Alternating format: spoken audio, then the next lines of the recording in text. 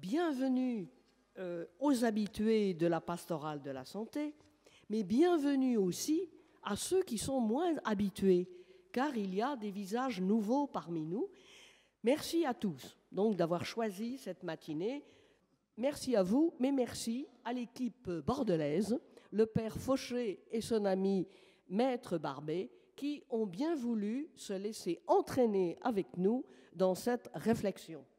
Alors, le père Fauché, en quelques mots, parce que je crois que c'est long, mais il est prêtre et médecin du diocèse de Bordeaux, et il a fondé ce qu'on appelle, si je ne fais pas d'erreur, le centre de bioéthique de la Nouvelle-Aquitaine. Il l'a fondé il y a quelques années et il en est toujours un membre. Et j'ai cru comprendre qu'il passait le relais, mais il est toujours présent et actif, puisque vous voyez, il va dans les départements voisins. Et il a invité de lui-même son ami Maître Barbet, avocat, spécialiste en droit de la famille, parce qu'ils ont l'habitude de travailler ensemble sur ces questions. Et c'est avec bonheur que nous les accueillons tous les deux, car voilà, sur une question pareille, la pluridisciplinarité est intéressante. Bonjour aux héros que vous êtes, les héros du quotidien. Vous avez bravé tout ce qu'on a dit, c'est quand même extraordinaire. Donc la dynamique de la journée, c'est de donner une grande place à vos questions ou à vos situations. On n'a pas forcément toutes les réponses. Ou on est parfois aussi démunis que vous. Voyez ? Et donc n'hésitez pas, si c'est vos questions, elles sont bonnes. Après on verra pour les réponses. On est toujours obnubilé par les réponses. Qu'est-ce que je vais répondre si on me demande ça ? Écoutez d'abord les questions. Voilà. Et puis, très important, en début d'après-midi, il y aura une présentation de ce qui se passe en soins palliatifs ici et dans la région, parce que je crois que c'est très important de connaître les ressources en moyens, en personne. Docteur Andureux, merci. Il viendra avec une psychologue.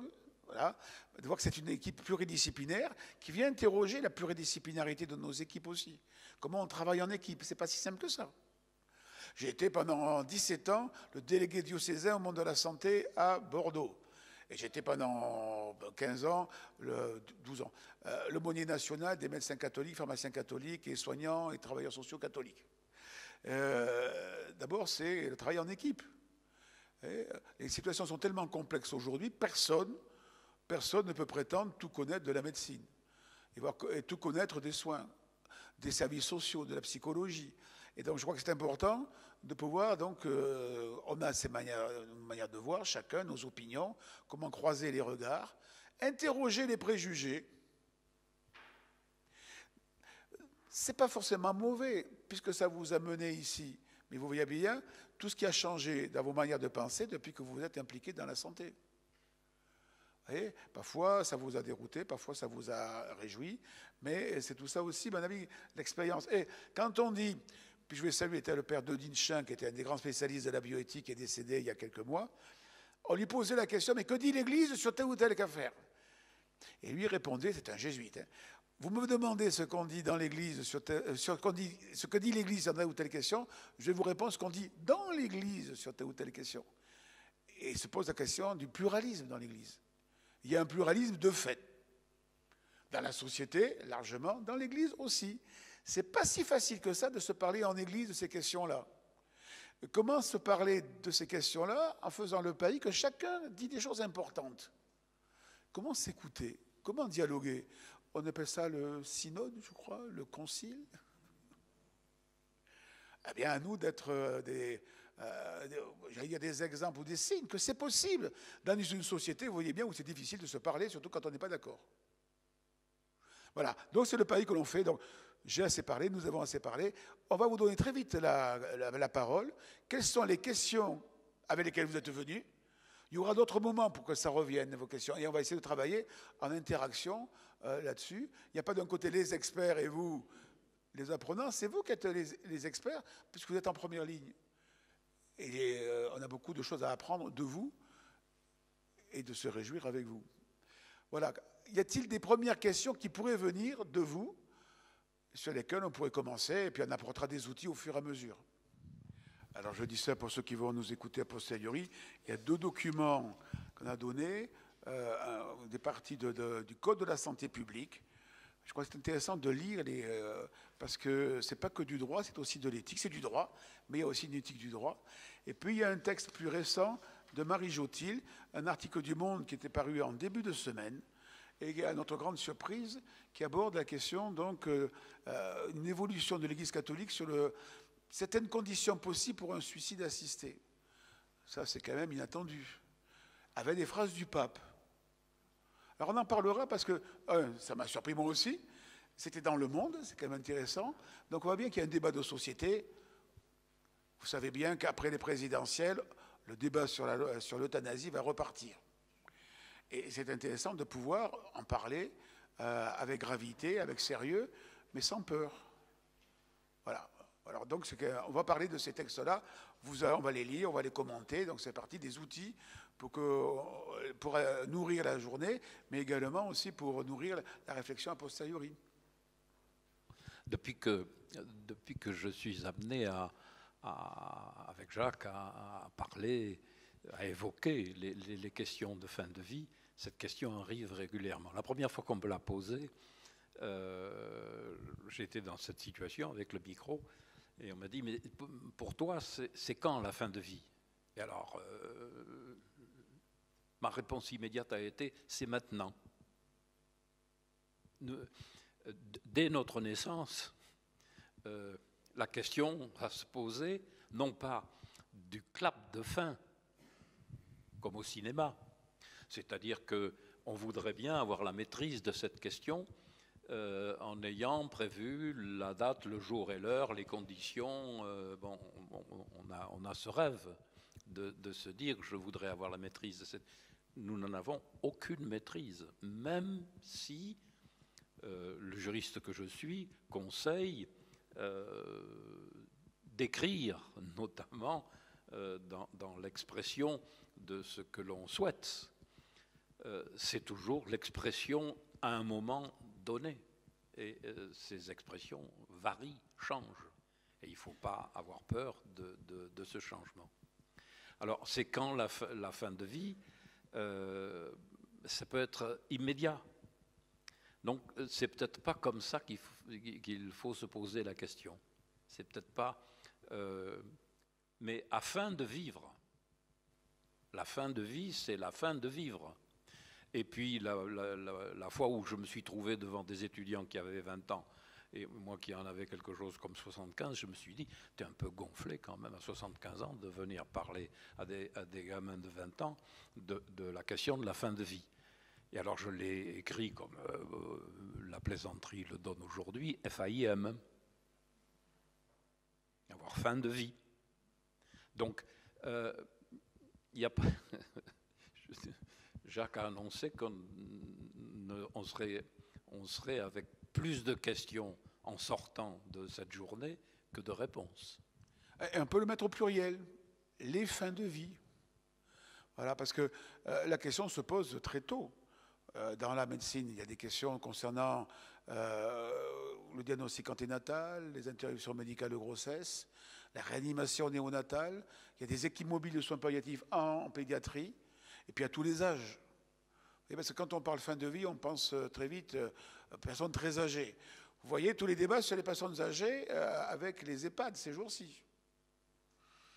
Donc le problème, l'enjeu est très large et ça va nous interroger sur différentes dimensions, sur qu'est-ce qui donne du goût à vivre. Il y a des personnes âgées qui ont envie que ça dure, et puis un des gros problèmes aujourd'hui, c'est le suicide des jeunes. Deuxième cause de mortalité chez les adolescents. Donc voilà, donc c'est tout cet ensemble-là, et dans ma paroisse, je le dis, on a tout fait pour sauver les vieux, maintenant il faut s'occuper des jeunes. Parce qu'ils ne vont pas bien quand même. 30% de dépressifs quand même. Voilà, beaucoup décrochent aussi au niveau de l'école, beaucoup s'interrogent sur à quoi bon. Vous voyez, donc ce sont des vraies questions, et en même temps il y a eu des réponses tout à fait intéressantes sur des équipes pour accueillir les jeunes en dépression, en crise, en burn-out, et avec du beau travail qui se fait aussi. Voilà un peu, donc c'est pratiquement tous les champs de la vie qui sont concernés par cette question. Donc, c'est comment entendre vos questions sur, et vous aussi sur le terrain, là où vous êtes, quelles sont les questions qui se posent? La loi prévoit qu'au titre de refus de l'obstination déraisonnable, les traitements peuvent ne pas être entrepris s'ils apparaissent inutiles, n'ayant d'autre effet que seul le maintien artificiel de la loi, de la vie, pardon. Alors moi, en ce qui me concerne, je refuse que le cas échéant, que rien ne soit entrepris pour me maintenir artificiellement en vie, à part une sudation profonde qui aurait pour objectif la perte totale de conscience, associée, si nécessaire, à un soin antidouleur jusqu'à mon décès. J'ai le droit de mettre ça dans ma voiture, dans mes dossiers. Qu'en pense le médecin et le prêtre? Alors, dans les documents que nous vous avons donnés, voyez, vous avez un texte de loi. Ce texte de loi, c'est le début du Code de la santé publique. Je ne sais pas si vous êtes habitué à lire les textes de loi. Ben, ça fait partie. Moi, j'aime bien, dans tous les groupes que j'anime sur la bioéthique, avec les étudiants aussi, c'est lire des textes. Ça pourrait être un des apports de nos cultures religieuses. Nous passons du temps à lire des textes. Ben, lisons aussi les textes concernant les pratiques et les textes de loi. Avec les mêmes regards, les mêmes outils quand on lit les textes bibliques. Voyez, pour les interpréter. Vous voyez, le droit fait du droit, et en même temps, ça ne peut être que des considérations générales. Et vous, vous êtes en situation particulière avec des personnes singulières. Donc il faut interpréter. On est invité à la créativité. Vous voyez? Alors ça interroge le rapport à la loi de chacun, que ce soit la loi de la République ou la loi biblique. Voilà. S'il y a deux personnages quand même dans la Bible qui critiquent la loi, bon, il y a tous les prophètes, et puis il y a également donc Jésus et Paul. Vous voyez? Et on a un vrai problème dans l'Église où on est parfois très centré sur les lois. Or, en fait, la très grande tradition de la théologie morale, ce sont les personnes. Et que dit le texte de loi? Alors, vous allez à la 3e page, vous voyez? Voilà, c'est pour méditer. Est-ce que vous avez le chapitre 1er? Vous voyez? On va lire le premier alinéa de l'article 1111-4. Voilà. Je fais remarquer que c'est issu de la loi du 4 mars 2002. 2002, il y a 20 ans. Et il y a des équipes, beaucoup qui le découvrent ou qui ne le connaissent pas. Et vous avez donc, ce n'est pas le 1111e article du Code de la santé publique, alors il faut que je revienne, tout ça, voilà. Les numéros, vous avez le premier, le L, ça veut dire que c'est une loi. Le grand 1, le premier 1, c'est première partie, protection générale de la santé. Le deuxième 1, c'est lié au premier, protection des personnes en matière de santé. Le troisième 1, c'est titre premier, donc droit des personnes malades et des usagers du système de santé. Et puis vous avez un chapitre premier, donc information des usagers du système de santé et expression de leur volonté. Vous voyez, donc c'est des tout premiers articles du Code de la santé publique. C'est une numérotation numérique. Vous voyez, c'est comme les chapitres avec les versets dans la Bible. Voilà, pour pouvoir retrouver facilement l'article. Et puis, donc, les principes généraux, nous y sommes. Toute personne prend, je fais apprendre ça par cœur aux étudiants, toute personne prend, avec le professionnel de santé et compte tenu des informations et préconisations qu'il lui fournit, les décisions concernant sa santé. Alors, méditez ça. Toute personne prend, virgule, avec le professionnel de santé et compte tenu des informations et préconisations qu'il lui fournit, virgule, les décisions concernant sa santé. C'est un alinéa qui change tout. La parole est donnée à la personne. L'avocat dirait, toute personne, autant que faire se peut, le plus loin possible, prend les décisions concernant sa santé, avec. Vous voyez? Alors, pour dire vite, en rigueur de terme, le consentement libre et éclairé est du côté plutôt des soignants, à accepter ce que veut la personne. Toute personne, ça veut dire toute personne. Enfants, adultes, avec de l'Alzheimer, la psychiatrie, avec sans-papiers, en tutelle. Toute personne, le plus loin possible, autant que faire se peut, prend les décisions concernant sa santé, mais pas toute seule, avec, non pas le médecin, le professionnel de santé. Grand débat, est-ce que les gens des aumôneries sont des professionnels de santé? C'est débattu. Mais ils sont du monde de la santé, donc il y a des choses à dire pour accompagner la personne. Oui, mais je vais te poser une question, mais ça va pour les personnes qui sont en pleine possession de leurs moyens. Mais il y a tous ceux qui ont des difficultés cognitives, des difficultés. Puis d'abord, quand on parle de médecine, on n'est pas médecin. Et oui. Est-ce que les gens sont capables? Ah oui, c'est la grande question. La grande question qui nous occupe, c'est mais qui est capable de? Parce que, à moins que je me trompe, mais il n'y a pas de mineurs de 18 ans dans la salle. Non. Donc vous êtes tous majeurs. Et l'article 414 du Code civil dit bien que toute personne qui a passé l'âge de 18 ans accompli est capable pleinement. Ça, c'est un principe. Et ça ne veut pas dire que les mineurs n'ont pas de capacité, mais ils ont une capacité protégée, et que pour les majeurs, s'ils sont en situation ou dans un état qui nécessite une protection, on va organiser cette protection. Mais cette protection, elle est toujours à la mesure de la situation. Nous sommes tous capables de décider, sauf si nous avons le constat d'un état qui rendrait moindre la capacité, justement, de décider. Eh bien, les dispositions de la loi sont claires par rapport à cela. Il faut aller chercher le plus loin possible l'expression de la volonté de la personne. Oui, mais il est en tutelle, dit le texte, parce que le texte emploie soit en tutelle, soit sous tutelle. Plus exactement, sous protection judiciaire, ou en tutelle, ça veut dire qu'on est soutenu.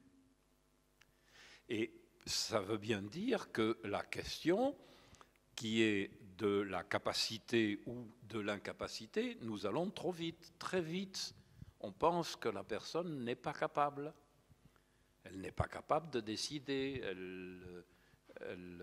Et on n'arrête pas de faire ça depuis notre petite enfance. Est-ce que tu es bien capable de décider? Oui. Oui. Nous avons changé de paradigme. Toute personne,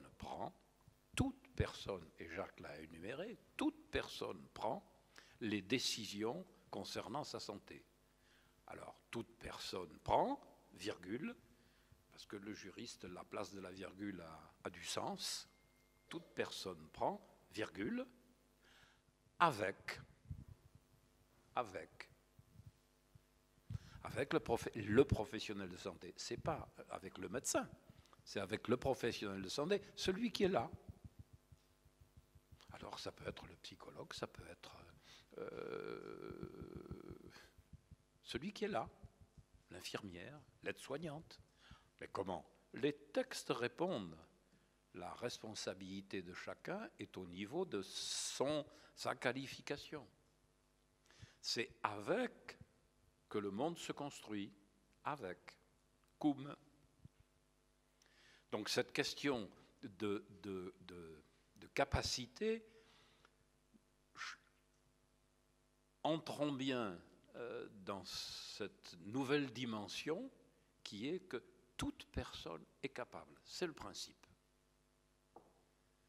Et que celui qui est sous protection est quelqu'un que l'on doit accompagner et chercher le plus loin possible l'expression de sa volonté. Voilà ce que je voulais donner comme éclairage sur cet aspect. Mais ça veut dire aussi que depuis longtemps, on débat avec les différentes associations. Pendant longtemps, on s'est opposés. On croyait qu'on était opposés. Mais quand des associations se battent pour la dignité de la personne et l'expression de leurs paroles, eh bien, ça rejoint étrangement ce que dit le texte de la loi, mais ça rejoint étrangement aussi ce que dit l'Évangile. Comment tenir compte de la parole que dis-tu? Qu'attends-tu de moi? Que souhaites-tu? Qu'est-ce qui te préoccupe? Et c'est là, de fait, on est pris par la diversité des situations, des souffrances, des inquiétudes, des espérances des uns et des autres, mais on rencontre des personnes. La loi nous y invite. Vous voyez, souvent on a peur de la loi. Cet alinéa que j'ai lu, il a une histoire. Cette histoire, c'est qu'il y a 20 ans, au mois de février 2002, la commission mixte paritaire, entre donc autant de députés que de sénateurs, se retrouve et ils cherchent une expression. Et ce n'est pas satisfaisant. Alors c'est intéressant parce qu'on peut critiquer les textes des parlementaires, mais ils travaillent beaucoup. On dit toujours qu'ils ne travaillent pas. Ils travaillent beaucoup. Et ils essaient de chercher des compromis entre le Sénat, l'Assemblée, à l'intérieur des différents courants de l'Assemblée et du Sénat. Et là, ils sont avec des textes comme le patient participe à la décision, est associé à la décision.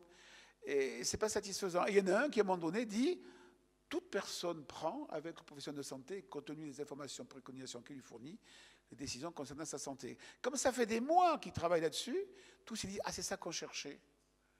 Et ils votent à l'unanimité. D'où l'importance de la concertation, du dialogue. Je n'ose pas dire du concile, du synode. Vous voyez, pour chercher une expression, mais 20 ans après, beaucoup de professionnels découvrent, et de citoyens découvrent le texte, qui change tout, qui devrait beaucoup décontracter les uns les autres. Ce n'est pas à moi à décider, tout seul, pour l'un pour l'autre. On est tous très paternalistes. Je sais mieux que l'autre ce qui est bon pour lui. Quelle prétention! Or, aujourd'hui, on voit bien que dans la société, beaucoup de personnes, la plupart, ne veulent pas que ce soit les autres qui décident pour elles.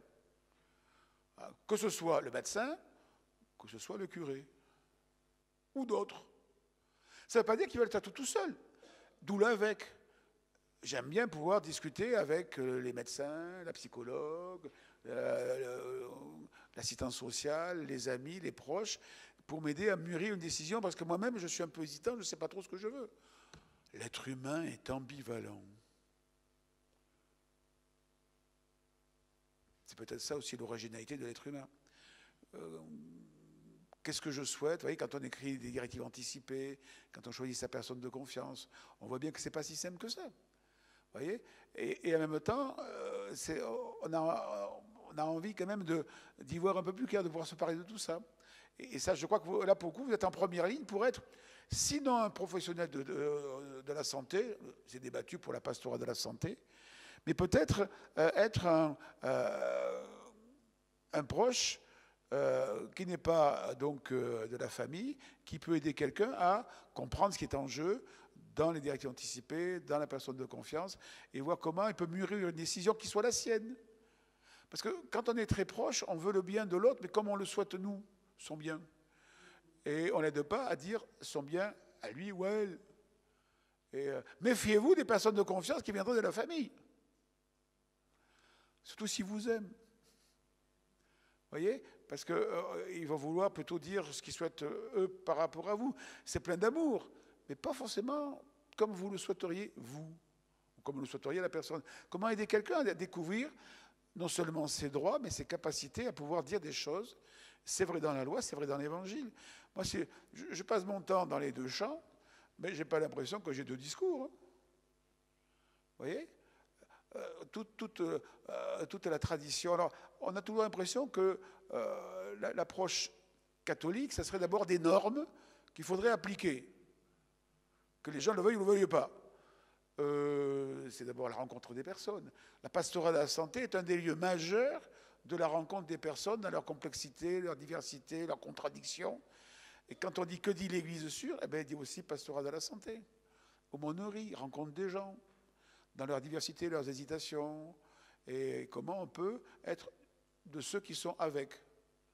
Voilà, à mon avis, une posture qui est à la fois liée à la loi, mais aussi à la qualité de relation des uns et des autres, également une présence de type évangélique, donc on y reviendra peut-être, comment être présence réelle auprès des personnes rencontrées. Et non pas d'abord dire ce que nous on pense, mais d'abord les écouter. Tant que vous êtes obnubilé par la réponse, vous n'écoutez pas la question.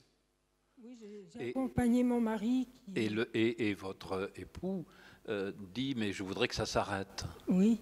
Oui. Alors, j'ai su après, plusieurs jours après, qu'ils avaient arrêté l'hydratation et la nutrition par une aide-soignante qui me l'a dit, mais alors que ça durait encore 8 jours comme ça. Ce que je crois avoir entendu, et vous allez le préciser, c'est que pour vous, ce qui vous touche beaucoup, c'est qu'on ne vous en a pas parlé. Ben oui. Ouais. C'est exactement la problématique. Et je pense qu'on peut échanger avec Jacques là-dessus. La problématique, c'est parlez-vous, parlons entre nous, disons, on verra avec les soins palliatifs que c'est un lieu où il est nécessaire de parler.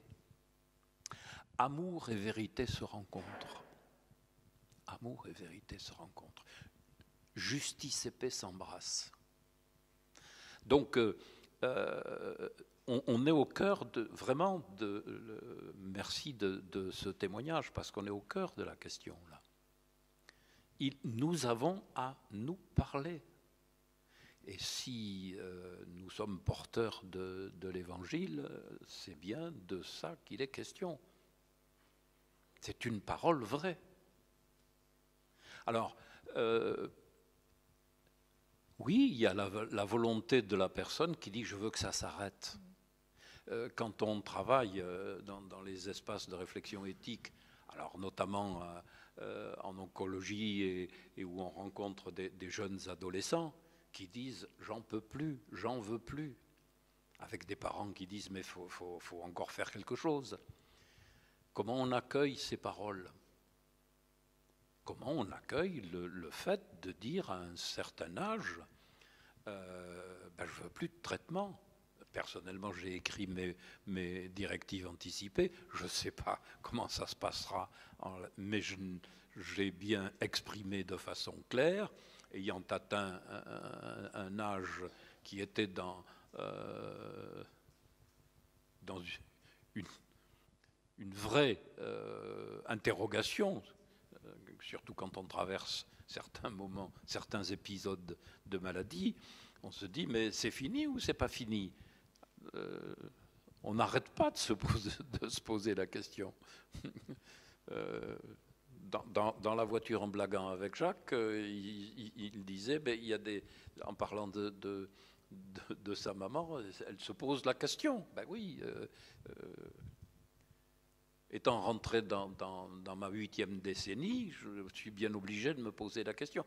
Et j'ai répondu, j'ai bien l'intention, si c'est inutile, que l'on n'entreprenne pas de soins. Mais le soin existe. La loi prend bien soin de dire que les soins continuent quand on arrête les traitements. Les soins continuent.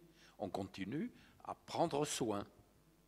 Alors c'est comme ça que j'ai été amené à faire cette petite formule à propos du droit.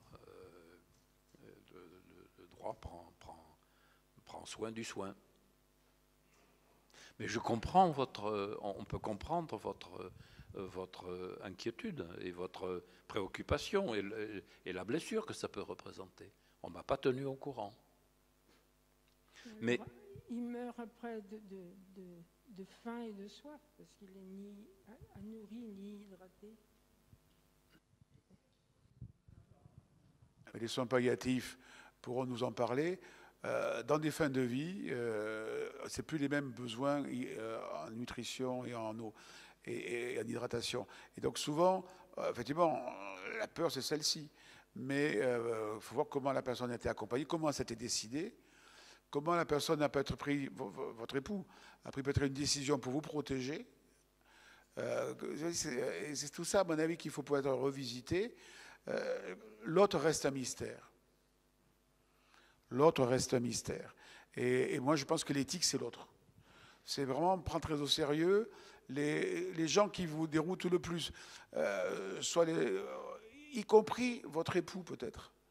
Voyez, et c'est ça, à mon avis, on croit se connaître par cœur, et puis on voit bien qu'on reste un mystère, et peut-être que c'est une invitation à découvrir à travers l'autre qui reste un mystère, celui que parfois on appelle le tout autre.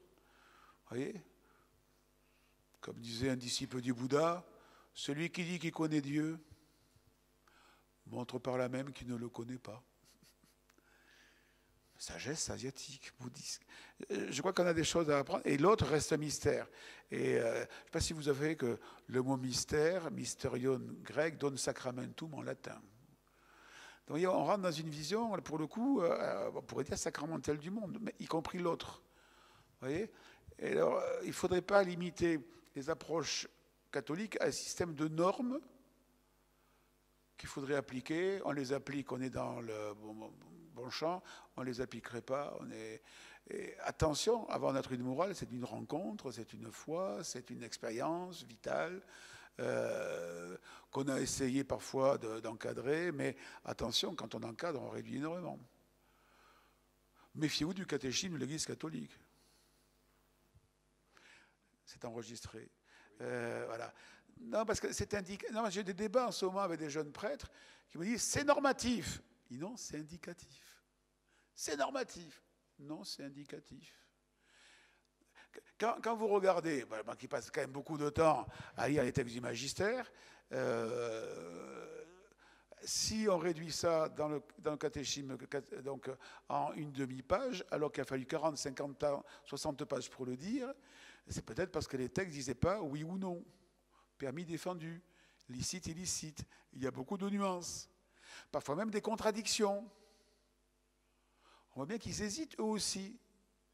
Et donc ça nous invite d'abord à prendre très au sérieux les points d'objection ou d'attention qu'ils donnent, mais ils nous renvoient après à la situation dans laquelle on est, à nos décisions. Saint Thomas d'Aquin disait bien qu'il faut toujours suivre sa conscience, même si elle est erronée. Il dit qu'il vaut mieux la former pour qu'elle ne soit pas trop erronée. Vous voyez, mais en même temps, en dernier ressort, c'est la conscience. Le Concile l'a rappelé, Gaudium et Spes, numéro 16. La conscience est comme un sanctuaire où la personne est seule avec Dieu. Le cardinal Haidt rajoutait dans un commentaire sur la conscience, y compris le magistère catholique, personne ne peut intervenir. Et il disait même que personne ne peut être obligé à agir contre sa conscience, mais que c'est la ratification par la conscience qui fait la qualification éthique du geste. Vous voyez, tout à l'heure, on partira sur le texte de Marie Jotil.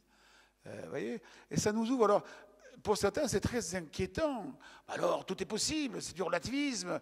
On se calme. Comment? C'est une tension entre des lois, des principes généraux, des lois de la République, des lois donc, de l'Église, mais avant tout au service de la rencontre des personnes, qui reste toujours un mystère et toujours unique, donc à inventer. Saint Paul le dit dans l'Épître aux Romains, la loi, ça sert à dire qu'il y a un problème. Alors, est-ce qu'on se sert de ça pour condamner les autres ou on se sert de ça pour dire « parlons-en » ?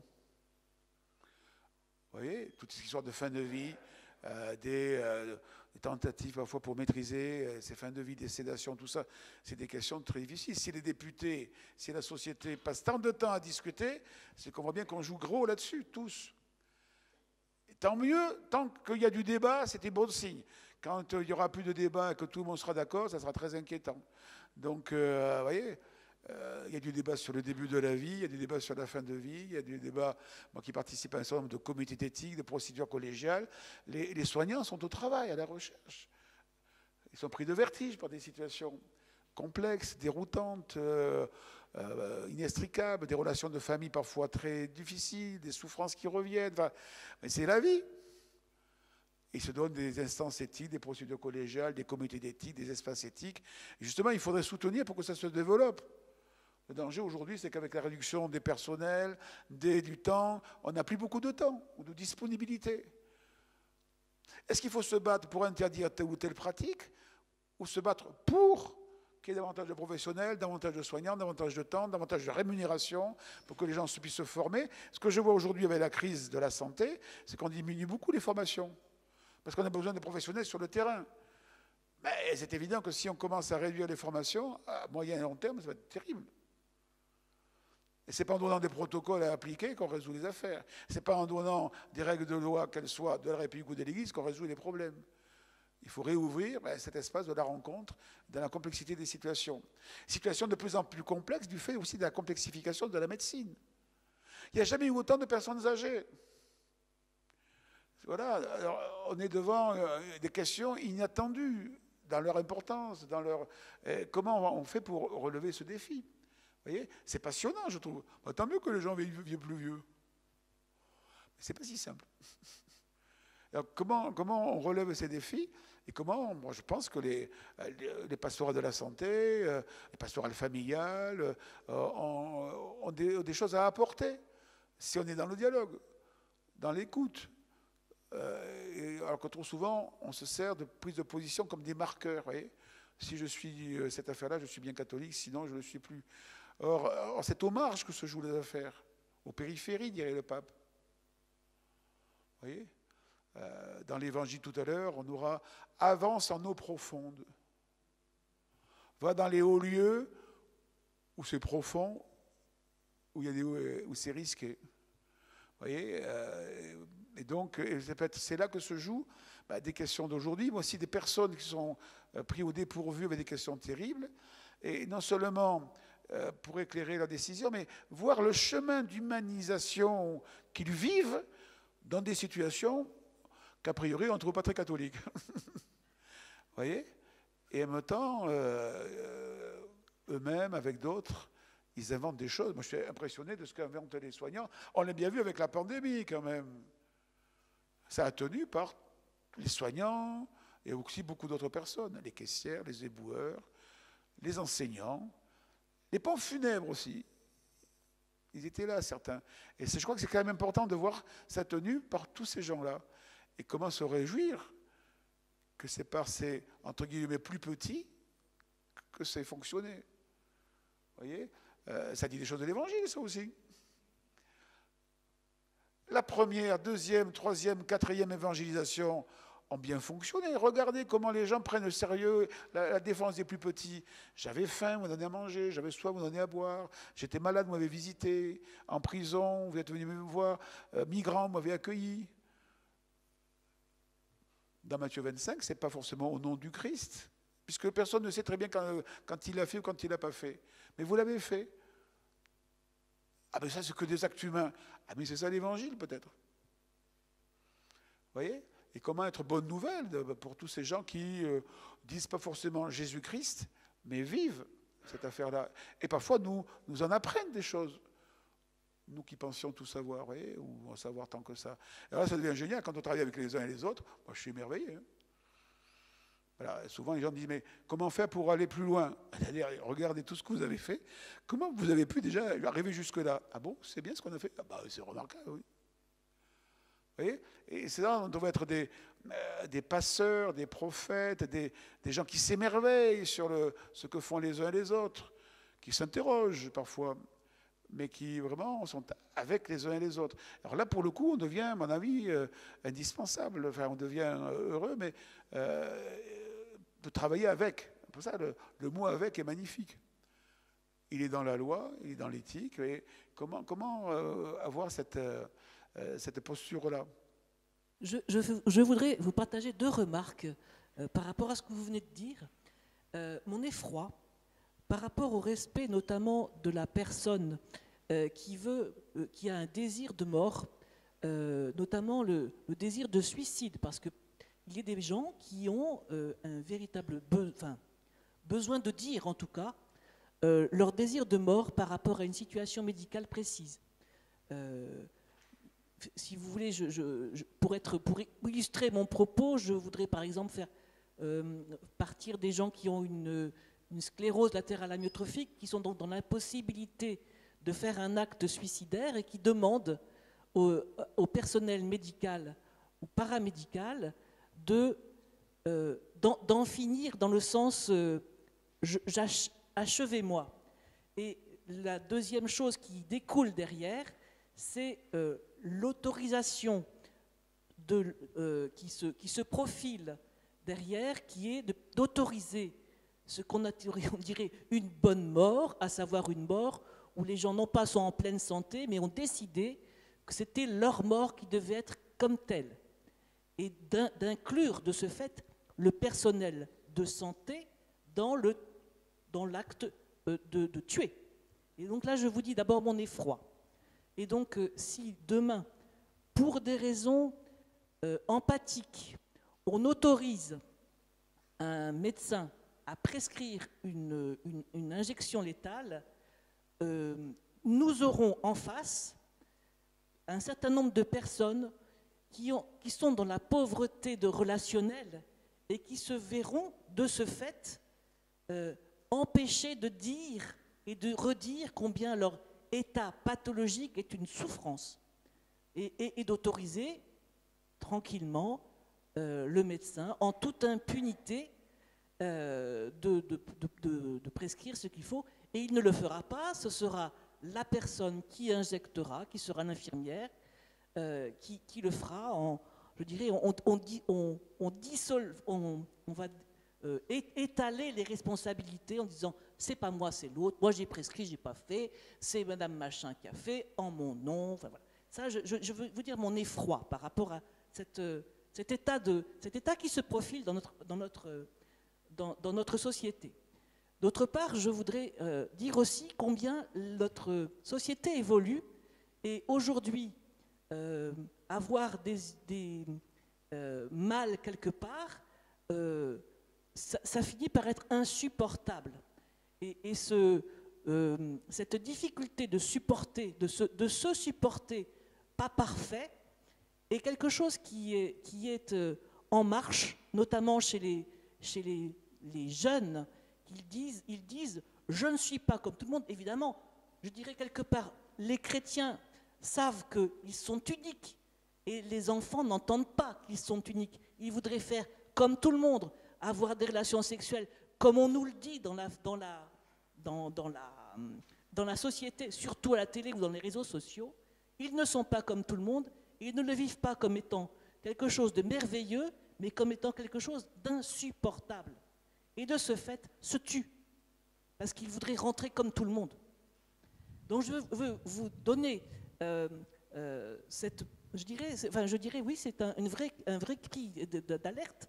Si notre société accepte le suicide en tant que tel, notamment pour les jeunes, nous sommes en situation de mort, de société en voie de mort et de disparition.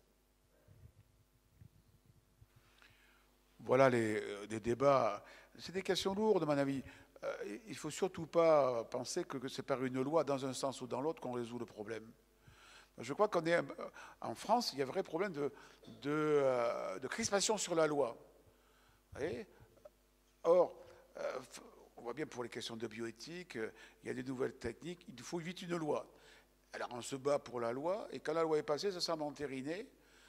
Je crois qu'en éthique, c'est de penser la complexité, et donc il faut une pluridisciplinarité d'approche. Certes, il y a du droit, mais il peut y avoir aussi des questions économiques, administratives, politiques. Que disent les textes internationaux, nationaux, les chartes, que disent les déontologies professionnelles, les philosophies, les sciences humaines? Qu'est-ce qui se joue dans les émotions, les valeurs, l'art, l'amour, les références à des familles philosophiques et spirituelles, les médias? C'est tout un ensemble extrêmement complexe. Et on voudrait s'en sortir uniquement par la loi. La loi, elle fait du droit. Et une fois que la loi est là, eh bien, ça reste aussi aux personnes à y recourir ou pas. Comme on est dans une société pluraliste, forcément, il y a du débat sur la loi. Chaque groupe veut une loi telle qu'il le souhaite. Comment aussi penser à vivre une société plurielle et penser, alors, il y a de l'inquiétude qui est légitime, et en même temps, comment on tient compte des demandes des uns et des autres, et comment on travaille sur les demandes. Vous voyez, le danger, ce que je crains moi, c'est via une loi, c'est que La personne veut, on peut, on fait. Et comment on interprète les demandes? Mais aujourd'hui, quand on répond à des demandes de fin de vie, de sédation, donc d'euthanasie, on va dire la sédation profonde et continue jusqu'au décès, c'est dans la loi. L'euthanasie, il n'y a pas de loi. Donc on n'entend toujours pas la demande. Que dit quelqu'un quand il dit j'en ai assez, je ne veux plus? D'abord, il le dit. Donc ça veut dire déjà qu'il y a une capacité de pouvoir exprimer des choses. Et comment on accompagne? Quel type de société aussi on propose? Vous voyez, aux plus jeunes, entre autres. Il y a des situations de grande précarité psychologique et financière. Vous voyez, avec la pandémie est revenue la question du salaire universel. On était bloqués il y a 3-4 ans là-dessus. Vous voyez, quelles sont les conditions économiques qu'on donne aux plus jeunes? Vous voyez, donc, quelle est la réponse? Il y a des réponses immédiates, personnelles, interpersonnelles, et entendre aussi comment rendre notre société plus vivable avec des efforts colossaux qui ont été faits aussi dans notre société. Donc je crois que c'est comment la loi, c'est de la loi, mais il y a beaucoup d'autres dimensions, comment ces dimensions aussi, on les habite. Tu veux dire quelque chose? Oui, parce que je crois qu'on s'illusionne avec la question d'une loi ou pas de loi. On s'illusionne avec la question de la loi. La loi ne réglera pas la question. Même s'il y a une loi, la loi ne réglera pas la question. Le juriste que je suis a passé sa vie à interpréter la loi. Donc on n'arrête pas de faire de l'interprétation. On n'arrête pas. La loi, c'est une structure, c'est un étayage, c'est un échafaudage qui nous permet de construire, mais ça n'est que ça. Par conséquent, la question sur laquelle j'ai passé ma vie, comme un médecin passe sa vie avec la personne malade et non pas la maladie. Je ne passe pas mon temps avec la loi, heureusement pour moi, mais je passe mon temps avec des personnes qui s'interrogent sur mais comment on applique et comment je vais pouvoir utiliser, pas utiliser. Or, il y aura un texte et on n'aura pas répondu à la question. C'est une illusion que de prétendre, dans des programmes politiques, vous verrez, je ferai une loi qui réglera le problème. Ça n'existe pas. Nous étions à l'espace bioéthique en décembre et où on s'expliquait sur cette notion du droit flou. Les recommandations, c'est du droit flou.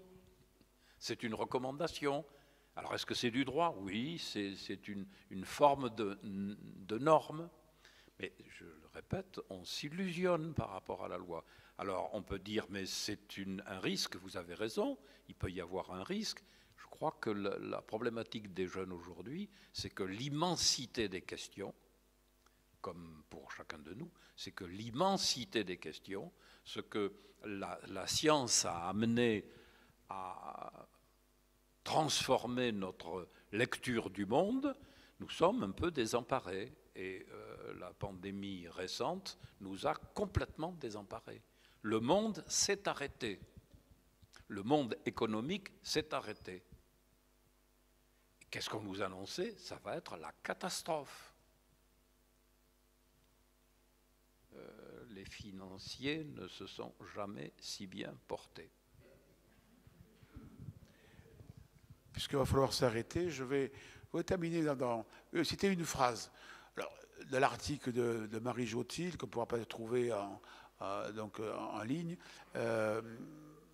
dit beaucoup de choses concernant le suicide assisté, mais elle cite une phrase du pape, qui avait été donc une phrase du pape lors d'une réunion de l'Association médicale mondiale sur les questions de fin de vie en 2017. Le pape y invitait à trouver, entre guillemets, des solutions notamment réglementaires, aussi partagées que possible, en tenant compte de la diversité des visions du monde, des convictions éthiques et des appartenances religieuses, dans un climat d'écoute et d'accueil réciproque.